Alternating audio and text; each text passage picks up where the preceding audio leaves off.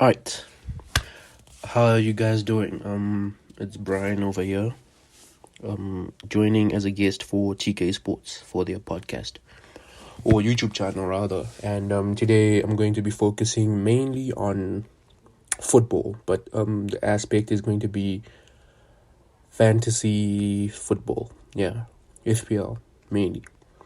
So I'm gonna go straight to the point here because I have a limited time and I don't want to bore you guys too much.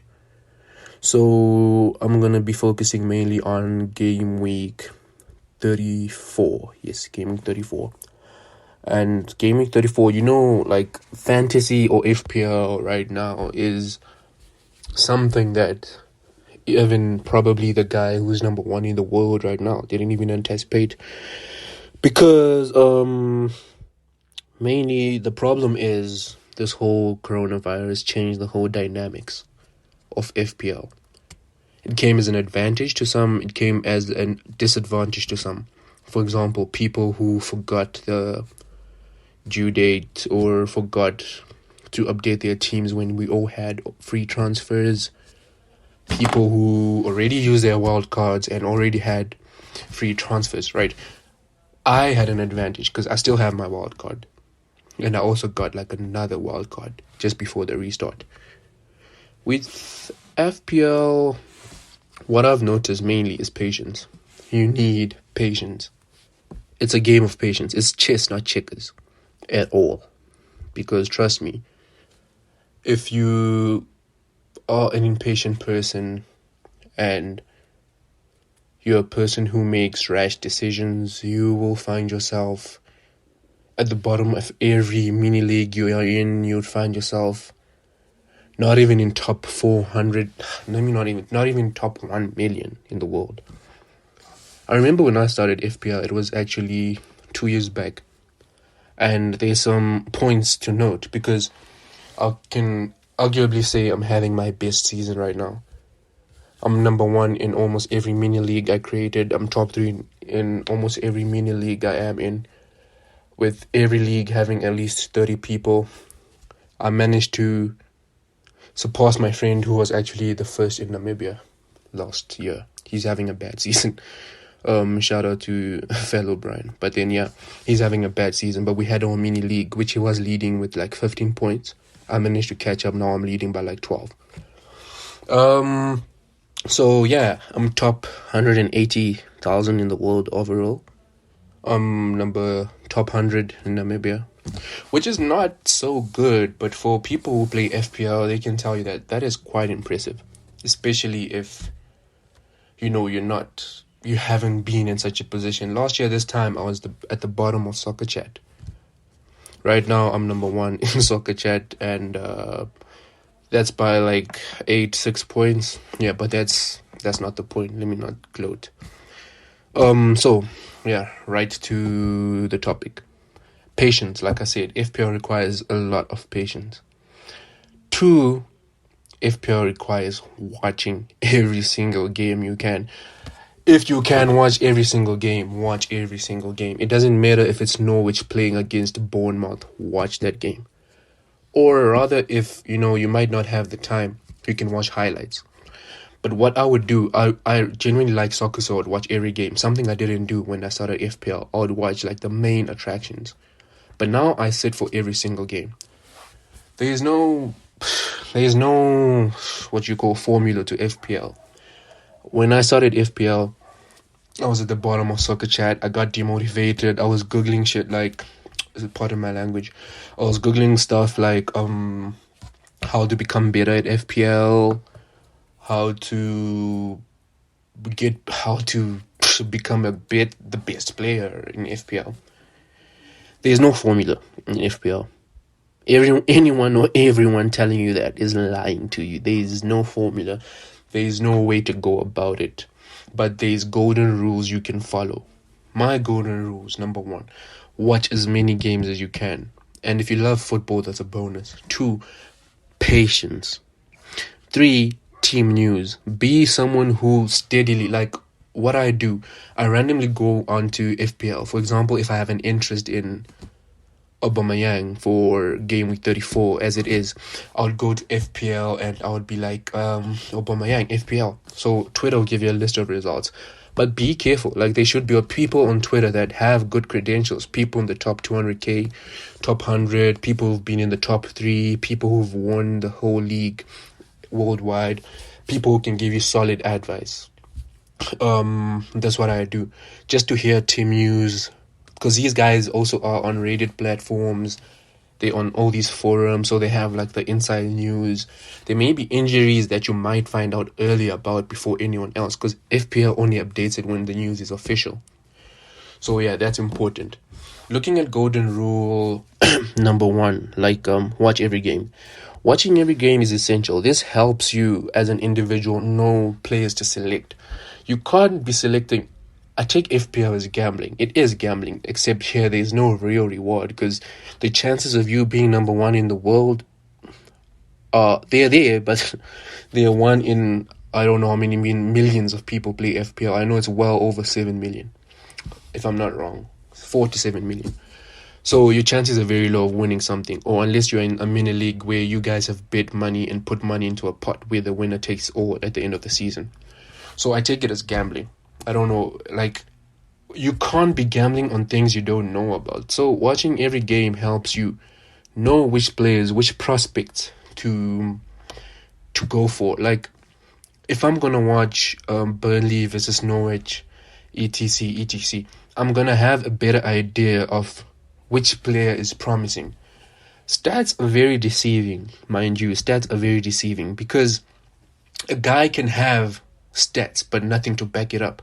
His stats might be, his heat map might be showing like the guy, he's putting in work, he's a workhorse and stuff like that. But what's on the ground? Okay, for example, Jack Grealish has been exceptional throughout the whole FPL season.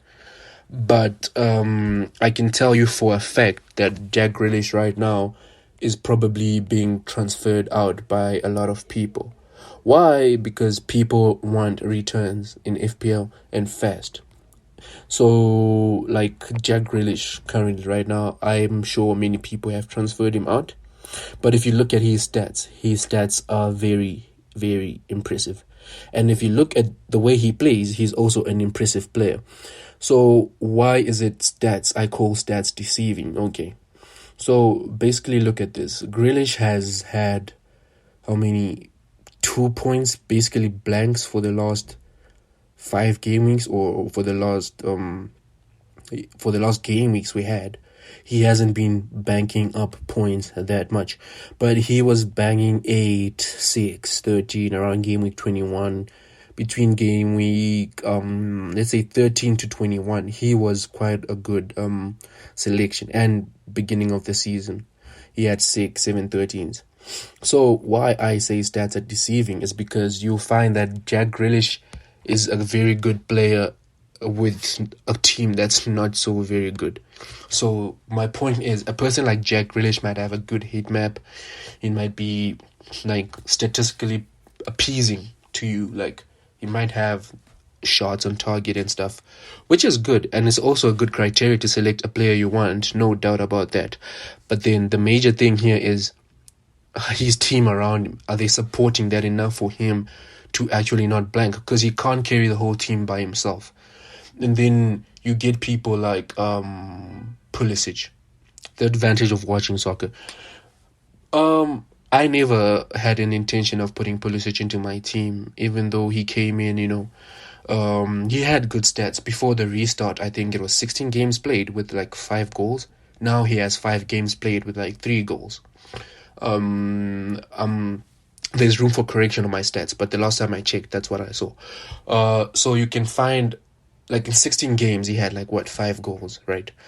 Not so appealing, right, for a person who's chasing top spots in fantasy football.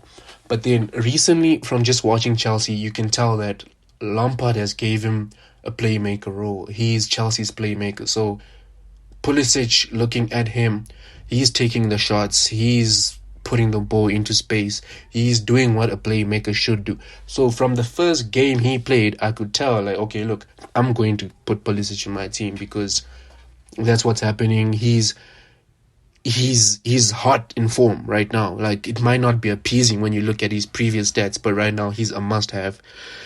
And another good thing about this is having an advantage over people. Most people wait for the FPL podcast. It is a good podcast. They have good suggestions sometimes, but what you should also know, these guys are also humans like you. You could be in their position. The difference is they have a platform, you don't. So knowing this earlier helps you put people in your team earlier before price rises. Price rises happen at times we're probably asleep for most of us. So that 0.1 pounds, 0.2 pounds price difference makes a huge difference in your team, because one day you're going to have an opportunity to put Salah, Mane, and Raul Jimenez in your team, but then you're 0.1 pounds short. That's where price rises come in. So watching football helps you, like, forecast all of this. Foresight is very important. That's why that golden rule is very important. Another point is Mason Greenwood. Mason Greenwood, he's a favorite player of mine. I'm very biased about him. So anything I'm going to say, I'm not going to say anything negative about him. That's obvious. So Greenwood, I put him in my team for Gameweek 33. Looking at his performance, looking at Man United, Dan James hasn't been doing so well. I don't know why Ole didn't put Greenwood in the starting 11 much sooner, but that's for another topic. So looking at Greenwood, he's taken the position on the right. Probably is a regular starter now. He's a natural striker. He sees space, he shoots. He doesn't wait to be told, shoot. He's a natural striker. Those players are very important in FPL, especially for the price. He's 4 point something million for a guy scoring 2 goals, assisting a guy who's scored massive points in the previous game weeks. If you look at his points right now, Mason Greenwood for the previous game week scored 13. Game week 32, he scored 12, right? But then before that, it's been 2-1, 0-2, 8-0, 1-1. So you wouldn't put Greenwood in your team unless someone told you to. You're looking at his previous stats, you're looking like, okay, cool, why do I need Greenwood in my team? There's no way you would bench Diego Jota or who can I say, Lacazette for Mason Greenwood looking like stats only.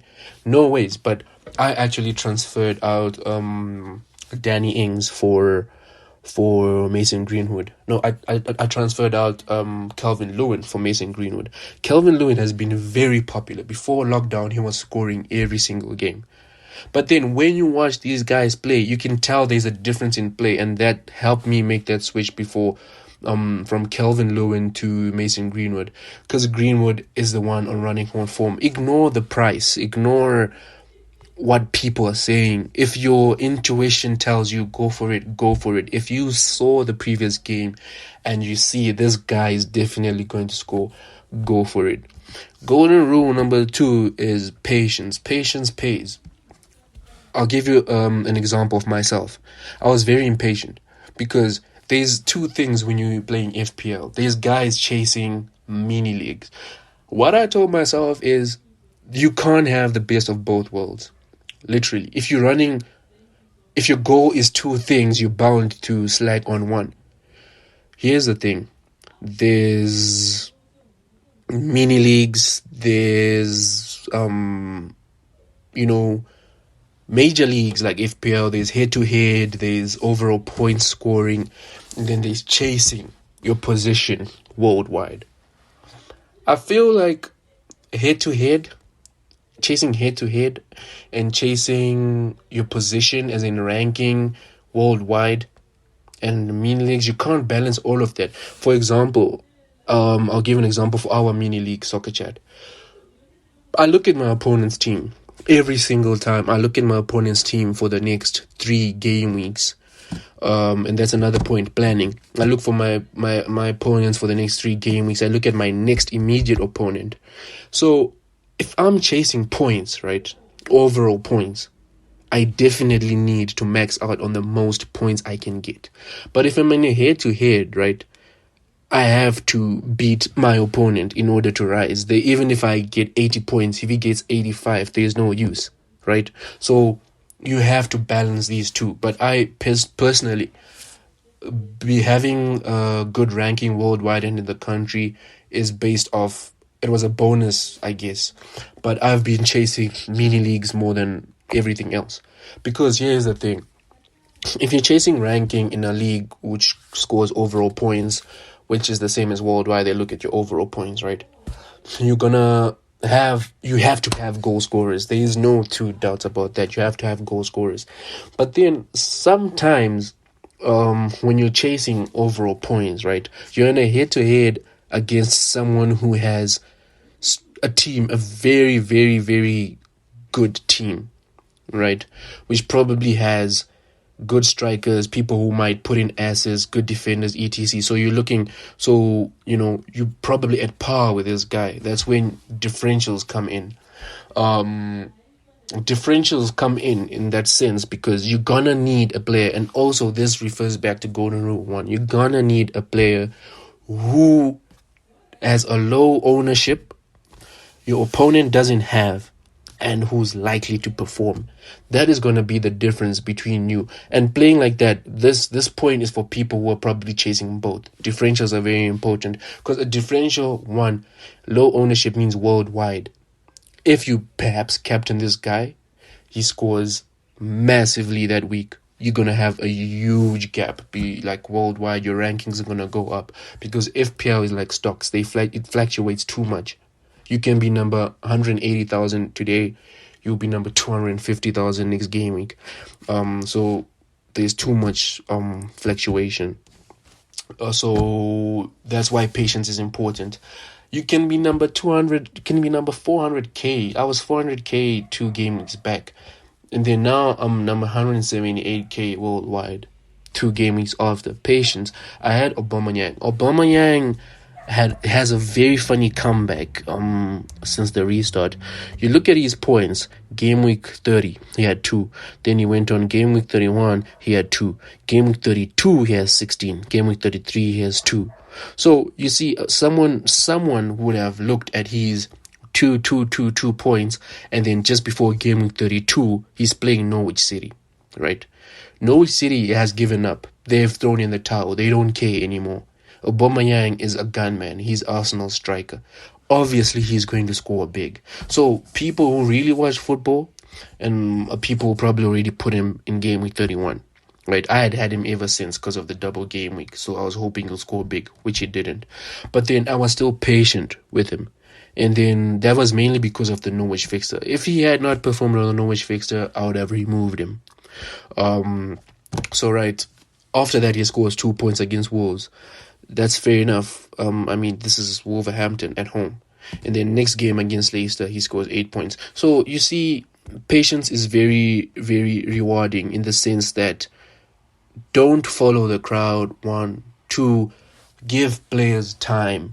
Watch how he plays. Look at why he didn't score high. Is it because the coach is using him in a different position? Is it because he's off form? Those are 2 different things. A player off form does not deserve patience. A player being used in a different position or a player who's in form but not scoring well deserves patience. So that's you balancing now between what you're chasing. Are you chasing overall points or are you chasing a head-to-head? Because in a head-to-head, Aubameyang scoring low points and being patient with him is problematic if you don't really have good players to supplement him. I had players to supplement him. My team had players which could carry the slack because he wasn't performing. I had Bruno, I had De Bruyne, I had Salah, I had Trent, Pope, Bolly, Saka, Lundstrom, etc. So I could afford being patient with him. But a guy who has a bad team and has spent probably most of his money on Aubameyang, can't afford to be patient in a head-to-head, because those 3 game weeks he blanked, your rankings in that head-to-head are gonna go. I'm guessing you might even lose, because there's guys with better teams in front of you. You're gonna drastically decrease points. But if you like chasing overall points, it's a bit better, because when he scores big, he's gonna cover up for the slack that couldn't be carried by your team. And third point is having a balance your team. Don't like leave emotions aside when you're dealing with fantasy football league. Like look, you can't because you're a Chelsea fan, you don't have to have 3 players. I only started having 3 United players after the first half of the season, which is Greenwood, Rashford, and Fernandes. I didn't even believe in my own players. I had Liverpool players. I hate Liverpool with a passion, but I have Salah in my team, captained him several times. He's the highest scorer. So I have Trent. I don't like Liverpool. So leave emotions aside. This is a competition. Leave emotions aside. So yeah, in that case, like I said, third point is having a balance. You have to balance your team, leave emotions aside, spend your funds wisely. If you're gonna have a strong strike force, you better be sure these guys are gonna score. Again, it's a gamble, but balancing your team and having depth is a very good thing, because there's things such as injuries, they're unforeseen. Lundstrom right now is injured till the 18th of July. So imagine you don't have squad depth. Lundstrom is injured, and the other defender you have is probably a 3.9 million defender. It can't even gain points. It's not even in the starting lineup. Then what? But if you balance your money and have like 2 defenders of reasonable pricing, you could balance that. You have a defender like Bali, 4.7 million, right? 4.7 million for Bali is a steal, because this is a very good defender. He clears shots, he tackles, he wins points, he does a lot. Wolves has a lot of clean sheets. And then you have Doherty before the restart, he was assisting a lot. So I was also tempted to put him in, but I hadn't watched Wolves that much, so it's a decision I couldn't take for his hefty price, 6 point something million, close to Van Dijk's price. So I went for Bali as a substitute. You can do that. Substitute players with each other. Like, you definitely get alternatives who can give you just the same result, because getting Bali and keeping Bali allowed me to have Rashford, Aubameyang, Fernandes, Salah, De Bruyne, and Pulisic in the same team. So having a balance can help you split funds. I'm a person who doesn't believe in spending in defenders. The only reason I have 2 Liverpool defenders is for the upcoming game week, and that's like 12 point something million in 2 defenders, which is something that I usually don't do. It's unorthodox for me, but it's because of the upcoming fixtures, which is Brighton and Burnley. I would like to think Liverpool has a good chance of keeping clean sheets, and a clean sheet for game week 34. So hence why I have 2 defenders. So balance your funds. Don't spend your funds on your favorite players only just because it's your favorite players or your favorite team. Balance your funds, balance your midfield, balance your defense, balance your strikers. But what I personally think, and my personal advice, is go for goal scorers, go for guys who assist. Look for differentials, guys who many guys don't have. Those guys are gonna be the difference between you and everyone else. Everyone else has Mohamed Salah. Everyone else has De Bruyne. People have been putting Fernandes since he started performing. I had him since he entered the league. Not that I'm bragging. I put him mainly because of emotional choice. And what I had seen at Sporting, and he repaid me. He's been scoring big ever since he came. So balance your funds. Go for goal scorers. Go for people assist. Having Trent and Van Dijk and probably Robertson, let's just say you have all 3. That's very, very risky, because look, imagine if Liverpool concedes a goal, all 3 are blanking. There's no 2 ways about it, and there's no ways all 3 are gonna assist. Why not spend it, or rather on one? Trent. Why? Trent attacks. He's a wing back. He's a very good offensive. You'll think he's a midfielder. Then you spread the other money. Guys like Lundstrom, guys like Baldock. These are guys who are placed as defenders but literally play as midfielders. That's another thing you can do. Looking for players who are misplaced, or rather put in positions they don't actually play. Because if I have a defender scoring, I'm going to have more points for that. So split your funds, balance your team. It's very important, because balancing your team will also allow you to have squad depth. Squad depth is not really important. This is for the long run, but because you can't foretell injuries.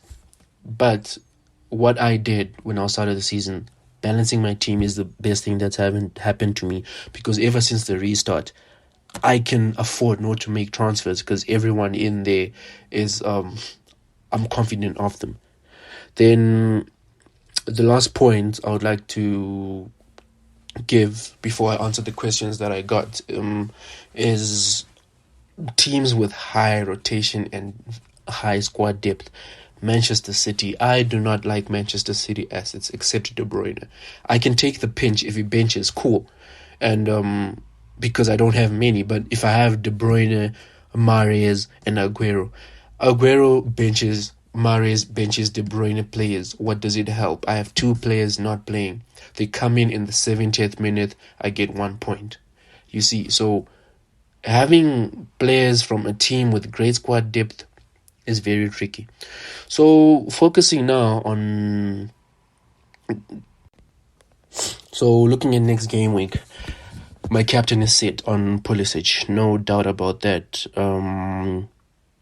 Pulisic is playing Sheffield United. Sheffield has been dreadful, very, very, very dreadful. They haven't been playing as good as they were before the lockdown, so I'll go with Pulisic. It's not yet final, so it's either Pulisic or Mohamed Salah.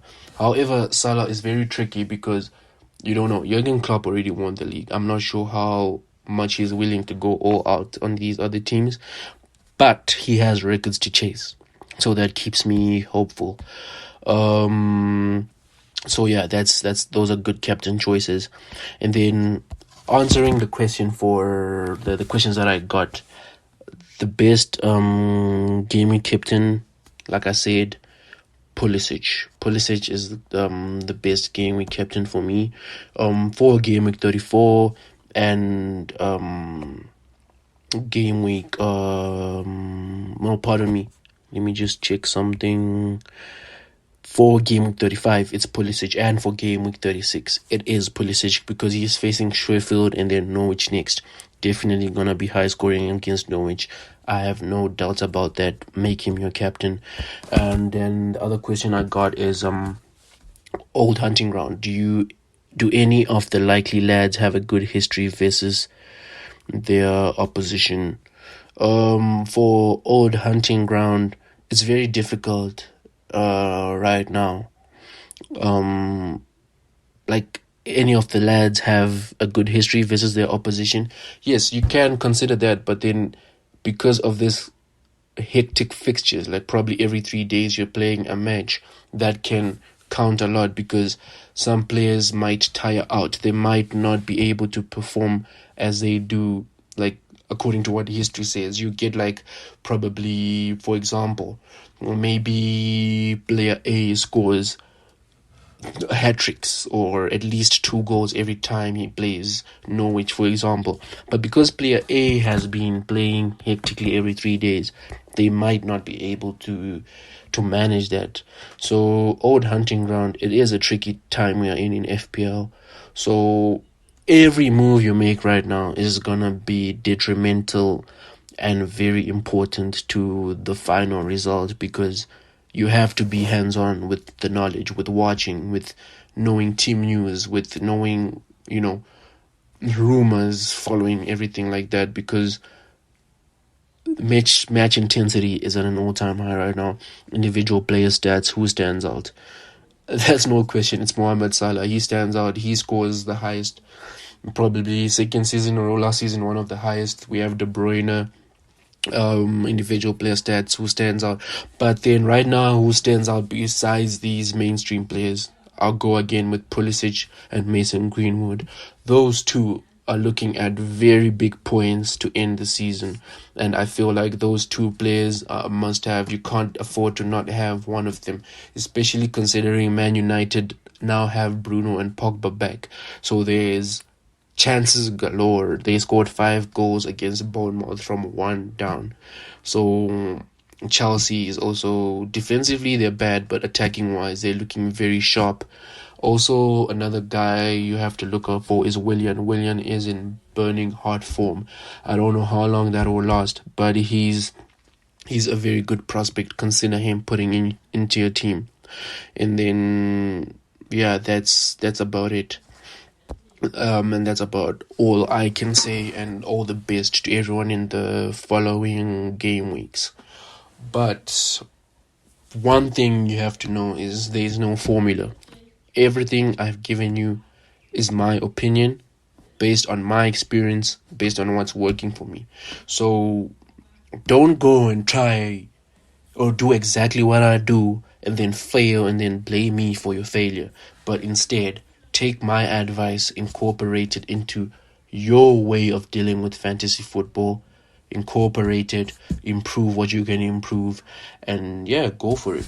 I mean, there's nothing to lose. We have, is it 4 games left if I'm not mistaken, or 3? There's nothing to lose. Go all out, risk pay, high risk, high return, but also know what you're chasing. If you're in a head-to-head league, you might not afford risks such as differentials, because you might put that differential in instead of putting Willian, who you definitely know is high scoring these days, and find yourself being beaten by your opponent. But if you're chasing top positions like rankings in your country, in mini leagues that use overall points, differentials could work. They could separate you by a huge gap from everyone. So it's high risk, high return. It's either you risk it, it's either you don't. It's up to you. But yeah, peace out. And peace out. And in closing, I'll still repeat the other point that I mentioned, is look at, especially for the remaining game weeks, this might separate you from that guy who was in relegation in your mini league, or top 4 million, to the guy who's improved his ranking in 3-4 game weeks. Is very possible in fantasy. All it takes is consecutive high scoring. So, for example, Wolves have had like 7 out of 9 clean sheets, and that's a thing to consider when they're playing low-scoring teams. For example, I'm not sure when you hear this podcast or recording, is it gonna be game week 35 or still game week 34? It's a little bit too late for that, because Wolves are playing Sheffield today, but Sheffield has been one of the lowest scoring teams. We all know that. So you could have, in situations like that, you definitely should have had a Wolves defender or a Wolves keeper, because in those cases you know that the chances of having a clean sheet are very high. Another thing that you can take, that I'll repeat, is if you look at upcoming game weeks, look at players playing against teams like Norwich. Look at players playing against teams with weak defenses, and from those teams you might find a player who may be a differential, or he may be a popular player, or a must-have. Go for it. That can make the difference for the rest of your season.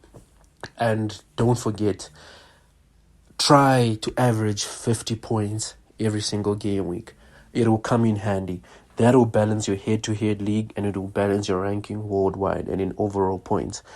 Because scoring 10 points, or 10 is a bit too dramatic, but scoring 25 points this week, 30 next week, and then 90 next week, that's 20 plus 30 plus 90, that's 140. It's different from a guy who's scoring, let's just say, 60, he's averaging 60, or he scores 60, 80, 65. He's going to be over 180 points, probably 200 points. So try maintain a good average. That's going to help you. So yeah, peace out and good luck to everyone. Wish you all the best. And yeah, do join Soccer Chat next season. It's going to be interesting. The league keeps growing. Looking forward to y'all.